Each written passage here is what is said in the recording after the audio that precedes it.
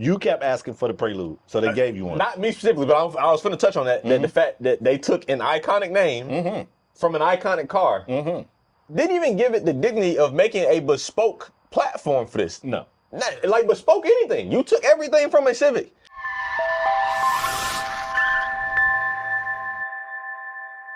All right, what's going on, folks? It's Spade. It's Cam. And you are watching a brand new Two Brothers Automotive News episode 26. I actually remember one. You got it, okay. Look at me. Cam, you want to start off? Yeah, I'll get right into it. All right, Spade. We'll go somewhere I ain't talked about necessarily in a minute, not directly, of course. Spade, with the trends of all the markets, you know, we've seen the rise of EVs, and now I ain't gonna say we've seen the fall of EVs, but we've seen them fall off, and quite fast. And Spade, because of that, there are quite a few EVs that will not make it to next year as far as getting either a refresh model or a new model as they were supposed to release. This man clapping his hand, that's crazy. Spade, several manufacturers, they're either sunsetting or delaying EV models that they had poised to, set for release in 2026. This is due to demand being down. Some of these manufacturers cite tariffs being the ultimate reason why they're not doing it. And some are just flat out saying that the sales of the model are down and we cutting our losses for next year. We're not gonna do this anymore. This includes the Acura ZDX, which is a SUV, the Ram EV pickup, which I have never seen on the road. I don't think it came out. So I think this is one of the ones that got delayed. Your guys with this absurd name, the Dodge Charger SRT Daytona Banshee. You saying, ooh, and it's gone next year. Oh. So the name cool. I like the name. Name was cooler than the car was. It's far too long. Anyway, the Nissan Aria out of there. I think that car only been around 3 years. I remember it was one of the first, I ain't gonna say one of the first, but like one of the more subtle SUVs that were kind of in the tame price point. So that's crazy. Porsche's flagship SUV that never got a name, that was gonna be an EV. That's gone. That's killed for next year. Genesis EV version of the G80, not happening. And Maserati was going to have an EV version of the MC20. That is also not happening. Spade, with this trend really happening across the board, do you foresee this? I don't want to say that do you foresee this getting worse, because I think we both know the answer to that. I want to know, do you foresee a full 180 of where like people go back to like, yeah, we gonna do like 90% internal combustion engine cars, and we may have like an EV car in our lineup?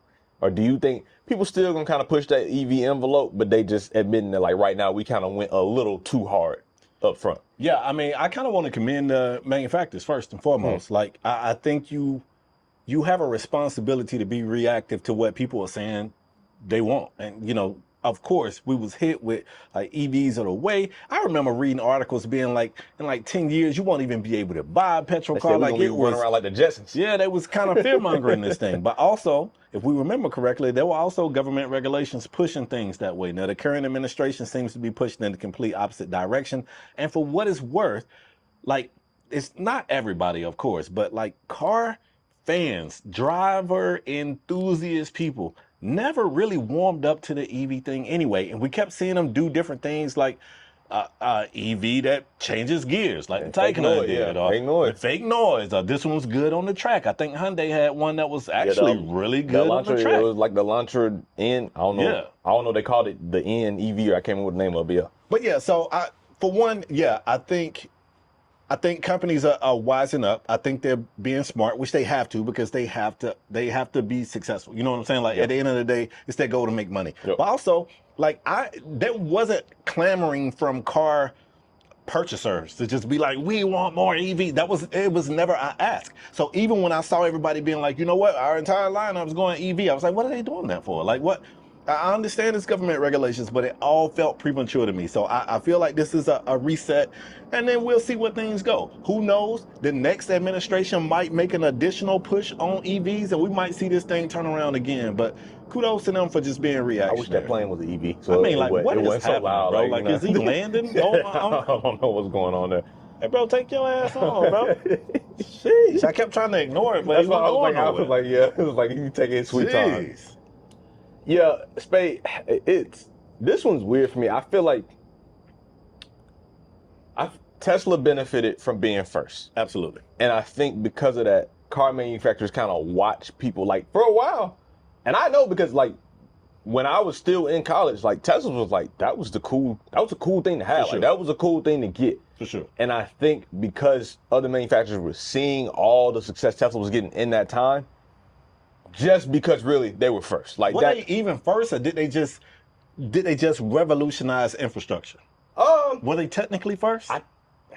Of course, like I don't want to say like verbatim, like they were the first company to ever make an even EV. here in the States. Yeah, like, it may have only been hybrid. But I want to say at a high scale, I think they were sure. first. I think they were first. And to your point, they still to this day they got the best EV infrastructure, hands down, bar none. At least here in the States. So so I think a lot of auto manufacturers saw that, and of course the government regulations and all that stuff. But they looked at that and saw the competition like, okay, how do we late to the party? How do we get in? And I think they saw their way of having to catch up is just like we basically got to go head first and jump all the way in. To your point, I didn't agree with that approach from certain brands. I think it made sense from some brands. I think it was kind of asinine from others. Porsche, I'm looking at you. It was asinine for people like Stellantis. Yep. You was finding. Now I'm sorry to cut you off, but you was finding a way to sell a new Hellcat every year. Hellcat Red Eye. The same Hellcat at that. Hellcat Pink Eye. One like, changing was just going crazy. One changing nothing but the badge on the side and slightly tweaking the engine. Was selling. So to go from that to, you know what? No more Hellcats. We're going to do a big, slow-ass EV. And then give it a charger name, which I found funny. But yeah, it's interesting to see how manufacturers are kind of going to go forward with this. Because like I said, I think because of some of the laws, it's not so much in America, but definitely like still like in Europe and China and all that stuff where EVs are a lot more prevalent, but they also have another reason why a lot of these brands that we know are going away from EVs is because in other markets, they're getting their ass kicked by Chinese manufacturers. Because let's back to kind of go in the inverse of this. These EVs suck, but them Chinese EVs, them motherfuckers flying off the shelves because they getting to it over there. And not for a lot of money. They are selling and you getting a lot of bang for your buck. I'm envy of the Chinese. Y'all got a lot of options. Y'all got a lot of good options at every price range. So kudos to y'all for doing it real Rio Grande. But our EVs over here, yeah, we down bad. We down bad and the people said, we don't want them. We don't want them. So yeah, I think people are still going to try to dabble into EVs because I think they know that it's still the future at some point. But I am glad to see like, hey, let's walk back this whole, I want 100% of my fleet to be EV in 2 years and all this other stuff. It's like, hey, y'all need to go back in the lab and like do a history lesson on y'all brand. Please remember why people buy cars from y'all. And for the most part, most of you, we're not buying the cars for the EV. So I hope they do a little bit of soul searching on that and everybody get back to their roots a bit in that regard. But that's all I got for the time. I kind of want to throw a bonus topic on the end here. I'm not really going to go in depth with it, but we just spoke on Chinese EVs and how well things are going. I actually read an article that one particular Chinese EV automaker is kind of making news for not delivering good news. Like they are actually going to go back and reduce some of the acceleration because I saw that because it was too fast, right? It's too fast. Yeah, because like accelerating with 0 to 60 in like 1.5 seconds or something like that. Yeah, something crazy. So that's the kind of problems they got. They said our car's too good and y'all going too crazy. So we gotta dial it back. That's the type of bad. They got real first world bad news problems over there. Say our cars are too nice. So let's dial it back. Ooh, look at us. I'm jealous. I'm hating. I wish I could drive one. I be seeing Forrest Jones, no relation. He be getting these Chinese EVs. I'm like, who is your connect? Like, where you getting? Who paying the import fees to get these vehicles over here, brother? In due time. We might be related. I'm gonna hit them up. That's crazy. Wait, that's all I got. Well, I got a topic for you that I found pretty interesting. McLaren, supercar automaker, confirms its first SUV is happening, and it will be a hybrid V8 SUV. All right. So, according to a report from Automotive News, McLaren quietly had a little showing for its first ever SUV during a global meeting, right? This happened somewhere in England. They are expecting a 2028 release. And what I think is pretty cool, internally they're calling this thing the P47. Okay. And they say it's not a small SUV. It is expected to be about the size of the Porsche Cayenne. So full size SUV. Full size, I guess. Yeah, the Cayenne It's is gonna be the full coupe. size. Well, if you're talking about the coupe version or the regular version. But no, we ain't talking like third row big. Yeah, it's not that. But yeah. So yeah, and they want you to know like this is not some half step. Like they really going to make it a McLaren. They want it to be nimble. They want it to be fast. They want it to handle like a supercar, and they want it to be an SUV. Personally, I think this is a great idea. As a Porsche fan, I can't help but I know the Cayenne, especially that Gen 1 Cayenne, I thought it was atrocious looking. And they got a ton of look, but there's no secret that the Cayenne saved Porsche. And at this point, we've seen so many. I mean, there's a Lamborghini SUV. There's a Ferrari SUV. The pure sangue. I think I'm saying that right. Yes. But Cam, how do you feel about this? I think it's cool. I'm interested to see. I guess I'm assuming it's gonna be in that luxury price range per usual. Because you didn't say they was making a budget vehicle, but I think it's cool for them. I think again they look in the competition. Absolutely. All their competitors are making an SUV, and they looking around like we the odd man out, like we looking crazy. So we should probably tap into that market. And I think just like these other brands, I think they're gonna be targeting wealthy women because especially if it's got a coupe back line, I think that's who they going after because I ain't got the data to back this up. But the women buying cars, they get into the bag and they buying them a nice little coupe SUV. SUVs have just become, it's crazy. The other day I was so shocked, bro, because I saw a minivan. And I was like, oh, shit. Yeah, like a relic. Because I was like, oh, shit, minivans. Minivans, once upon a time, station wagons were cool. Minivans came around and was like, hey, we're way cooler. Yeah. And then, minivans. And although I never thought a minivan was cool. I'll never own a minivan. Some of them was cool, man. Not own a minivan. Come on, man. I'd rather get the Yukon. You can lay the seats back, have a flip down TV back there. You can do that Yukon too, and not have a minivan. Fair. But to your point, Yukon is major, but it's big. But at some point, SUVs came over and conquered that market. Yeah. And SUV is so weird. Like, even my own wife, our kids are older, we're empty nesters. And my wife would be like, I want an SUV. I'm like, who's riding with you? It's just you and I. Ain't nobody getting in that thing with you. But y'all go on road trips, bro. Yeah, me and her. We don't need no extra roads. She might want to pack more. She might want to take a big bag. Nah. But yeah, man, SUVs have conquered the market, and it was only a matter of time before McLaren stepped into the ring, and I think it's a great idea. It makes me wonder if it's going to make McLaren more of a household name, and if it's going to make it more obtainable, because everything in their inventory now is like, I'm about to hate. A little bit. I like it. A little bit. Oh no, I like it. No, I don't hate the car at all. Okay. They gonna fix their quality control issues? Probably not. Because has it hurt them? Unfortunately, not. Exactly. So why fix it? But then again, think about the market they were serving. Fair. Bunch of rich assholes, guys who like, look at me, I got a McLaren. Yeah, the AC unit broke as soon as I got the car, but I got a McLaren. Yeah. The people who buy SUVs, they want comfort. They want comfort, and they want the luxury too, but they want comfort. You get in a damn SUV and that AC don't come on, they gonna have a problem. Yeah. They gonna have a problem with that. So I hope they get a new quality control team over there to work on them. They probably won't. But fair point. Yeah, but I think it's dope. I'm interested to see, like I said, what the price point is gonna be. Because again, like I doubt it'll be as cheap. I say cheap. It'll be as cheap as a Cayenne. I'm imagining it's gonna punch in that Urus class. If I know McLaren like I know McLaren. I could agree with that. But I also wonder what the performance is gonna be, because on that same note, the Cayenne, the GTS, monster.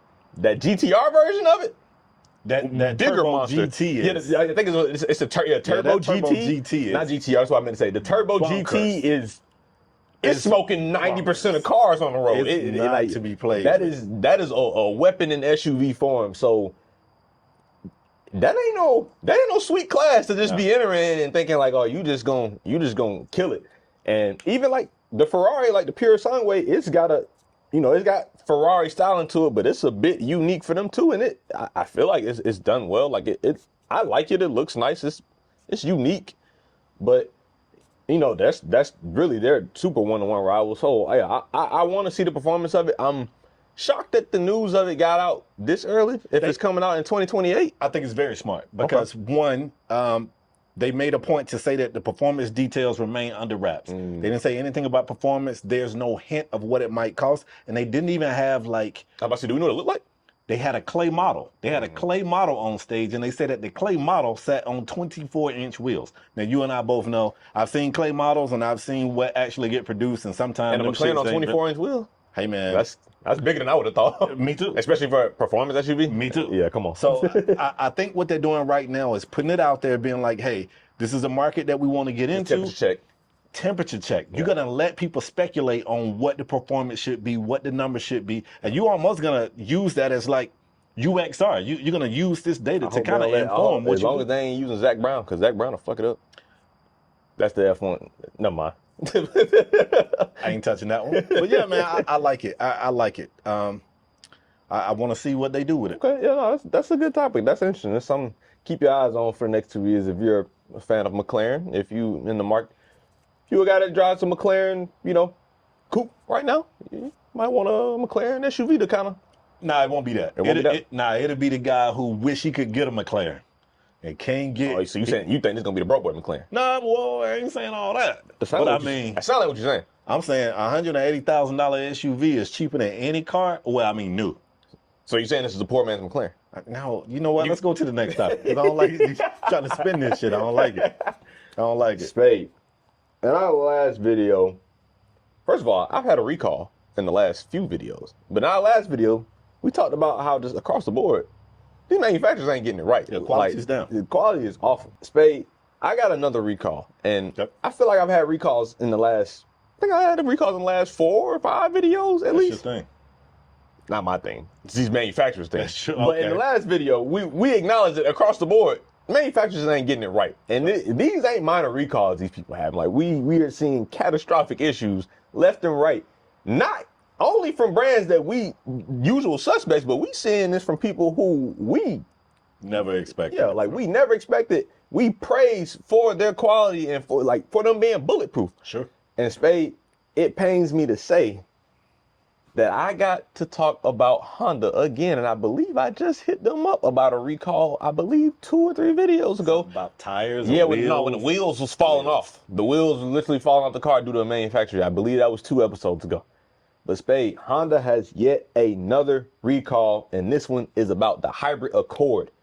256,000 Honda Accord hybrid models have been recalled due to the integrated control module software that can cause a loss of power to the wheels while driving. You lose power to the wheels while driving, you can't control the wheels. What is it? The Honda Accord, you say? Yeah, the hybrid model specifically. Okay. It is a software issue that Honda says they have a fix for already. Okay, nice. And it is a software update.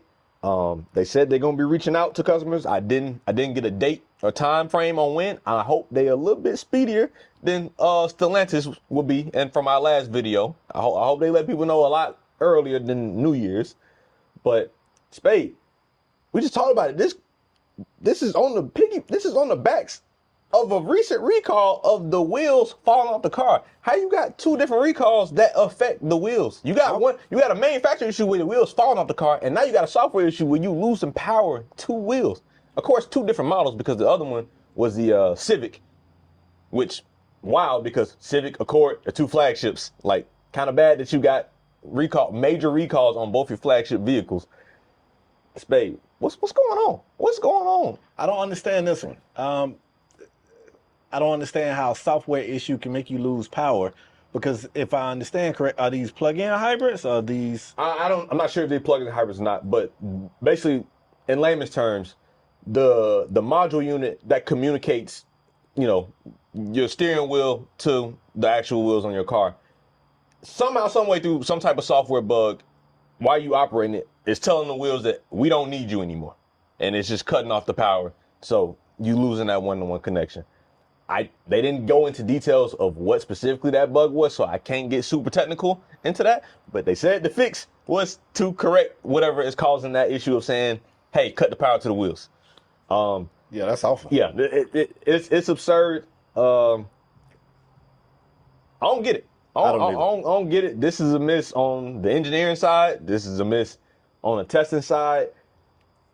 It's just a miss in general, and it's Honda. Like, Honda and Toyota, because y'all done had y'all recalls too. For sure. This ain't it. Like, this ain't acceptable from nobody. But this is what we know y'all for. This like, when we say Honda and Toyota, reliability is right there. Like, that's the first word that follows with y'all. Yep. Y'all can't be having this, because if y'all are this far gone, we lost.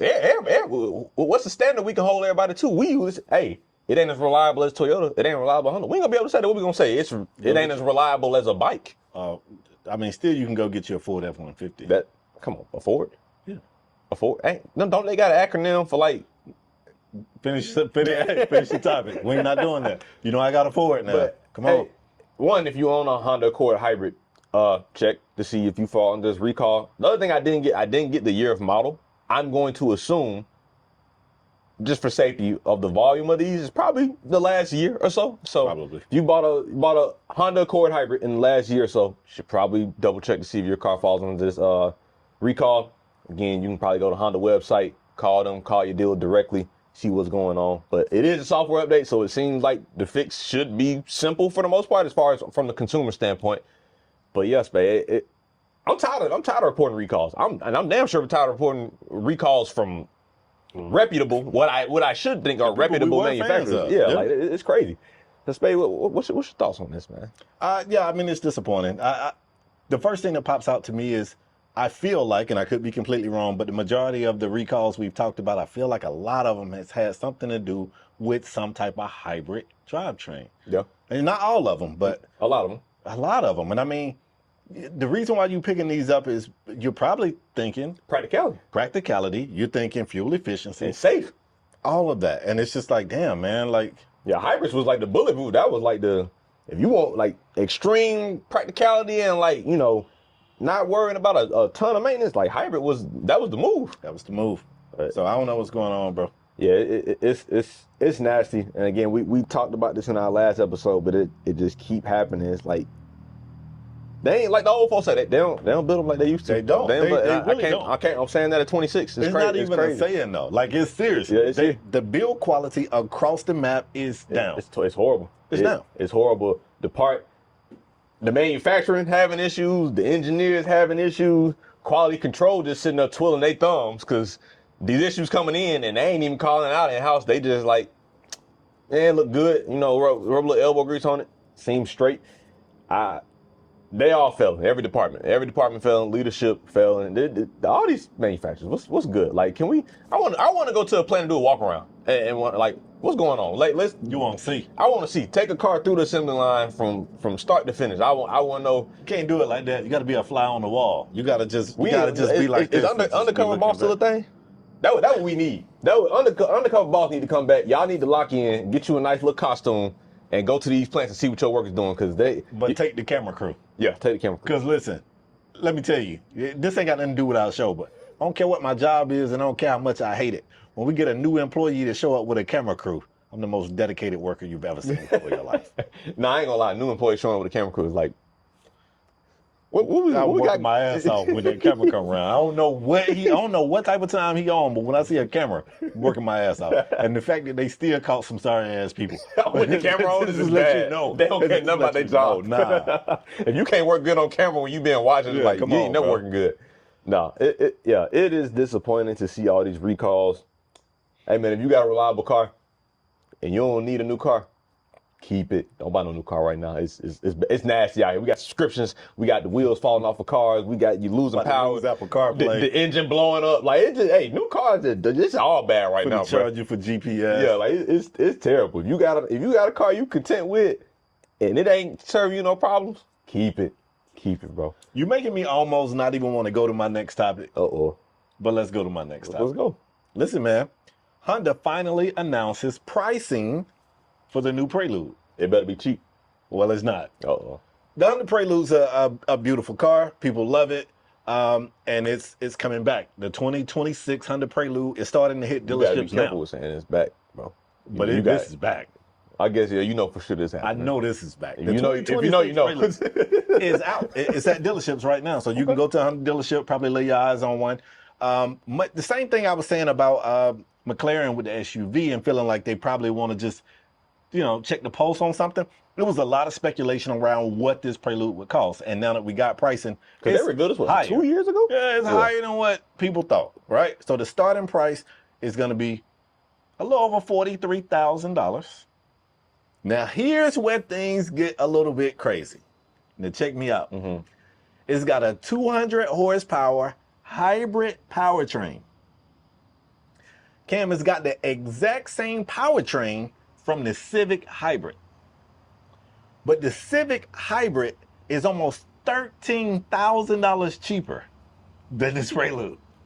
They share the powertrain. You said 200 horsepower? 200 horsepower. Hybrid. All right, now, Pete. Now, they did reveal fuel economy. Those numbers are great. Is it not the same as the Civic? That's a great question, and it probably is. But 46 mpg city, 41. I must have wrote that backwards because I got 46 city and 41 highway, and that's backwards. But a combined mpg of 44 miles per gallon, right? Here's the strange thing. It will only be offered in one trim. The hybrid? That's it. Okay. So no just normal internal combustion. It ain't going to be like, yo, which Prelude you got? The Prelude. Which Prelude you got? It ain't no different. Are there options? Not from what I see here. Tell me what the EPA stuff was again. 46 highway, 41 city, and 44 combined. I have bad news. That's the same. It's worse. It's worse than the Civic? It's worse. The Civic has 50 in the city, 47 on the highway, and 49 combined.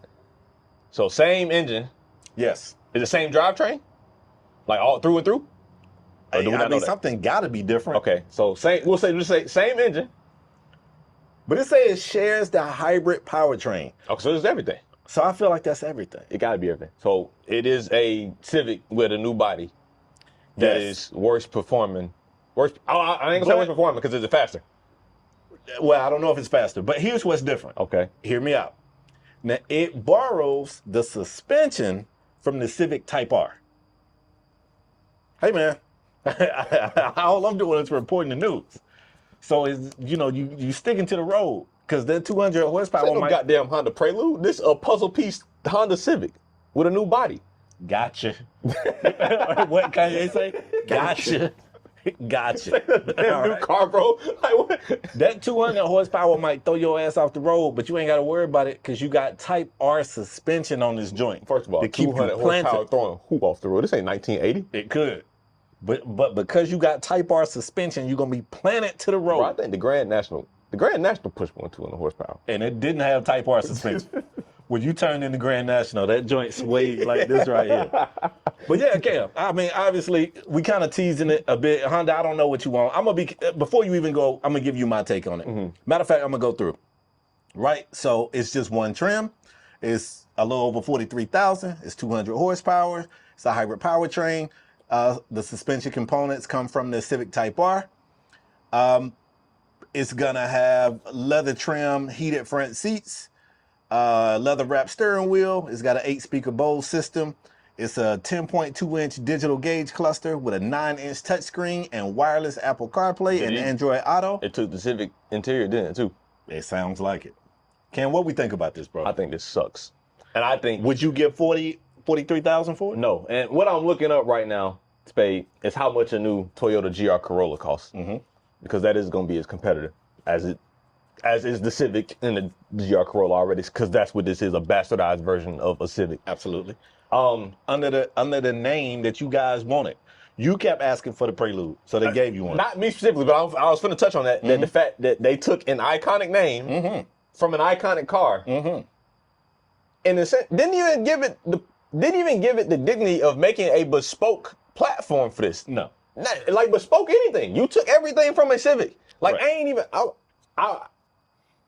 haven't even seen the interior yet, and I'm willing to bet that it's a Civic on the inside. The interior looks good. It's got some... The Civic one was fine. Nah, this got some unique pattern to it. I'm gonna pull Like up a an image. stitching pattern or something? Is that what you're talking about? Like got it's- deviated leather stitching? Yeah, it's almost like plaid or something. Like it's Like on the seats? Yeah. Oh, they got like the okay. Oh, that was loud. I mean, the seats do look nice. That's fire. The seats, but what the front at? View the interior photos. We doing this live. I want to see. But it like a Civic. Ooh. That look like a Civic. Now I gotta look. Wait. Look right here though. That looks like a Civic. Now I gotta see. Oh. Interior. Wow. Cam ain't gonna lie, that's clean. We gonna put pictures of this up. Keep that right. Keep that right there. Keep that right there. Go back to the other. Go back to the. We got a different gear shifter. Scroll up. What a joint at? What the one you just had at? Keep going. This one right here. It's different. It's different. Screen the same. Screen is the same. These buttons the same. Right here. Infotainment. These the same. Okay, infotainment's the same. They got a different gear shifter. We got a vent over Is that here. even a gear? Is it the buttons? Is it a stupid knob thing? Nah, I think it's the Okay, it's a button. It's a worse gear shifter. At that. Worse. No, Cam. I kind of like it, bro. You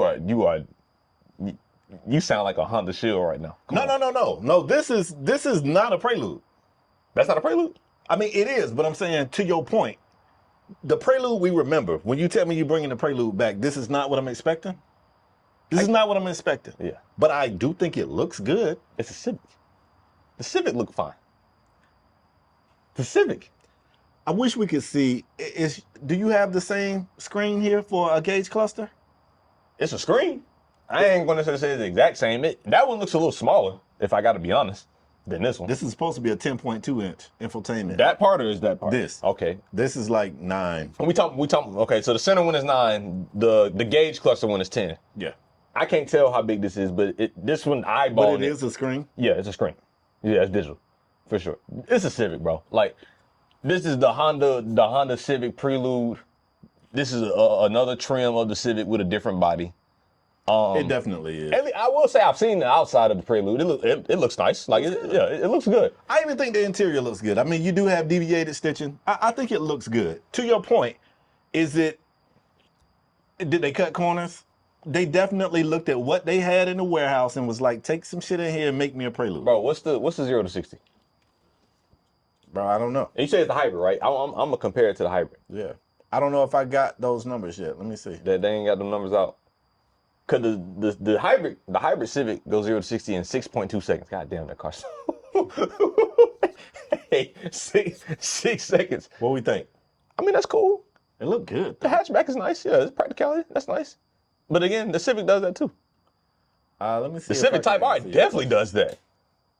For 40 bands? Spade, for 40 bands, you buying that, a Civic Type R or a GR Corolla? I ain't buying this. You ain't buying the Prelude? Fuck no. I like that. But it looks good. When I pass one on the street, I'm gonna be like, oh, okay, it look good. They brought back an iconic name at a $40,000 price point, competes with their other iconic name, is worse. It takes from the other iconic name and is worse. Is a worse version of it. It ain't as efficient. I'm willing to bet it.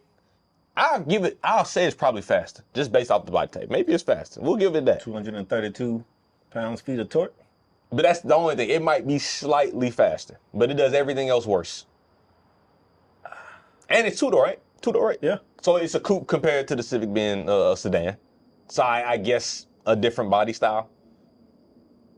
But you can get that hybrid Civic in a coupe. Oh, that's true. So they're like, what are we doing, bro? What are we doing? I don't see any like performance numbers. Because they probably know it's worse. They probably don't want that. Because if it was a great performer, you know what? We would have that information. That's true. I mean, if they're hitting dealerships already, I mean. Yeah, if they were proud of the performance. Engine and performance. We'd have that. Yeah, I still ain't got no numbers. Bro. Yeah, that's bad. That's bad. This is bad. I'm not a fan. I'm not a fan. Honda 0 for 2 in this episode. Y'all got a recall? Oh, we got it. 0 to 60 estimate in 6 seconds. It's 0.2 faster than the Civic Hybrid. And that's an estimate. So it's probably the same. That ain't even actual numbers. That's an estimate. That's an estimate. That's terrible. That's terrible. It's the same. Honda, y'all be ashamed of yourselves. I'm not gonna lie, it looks good.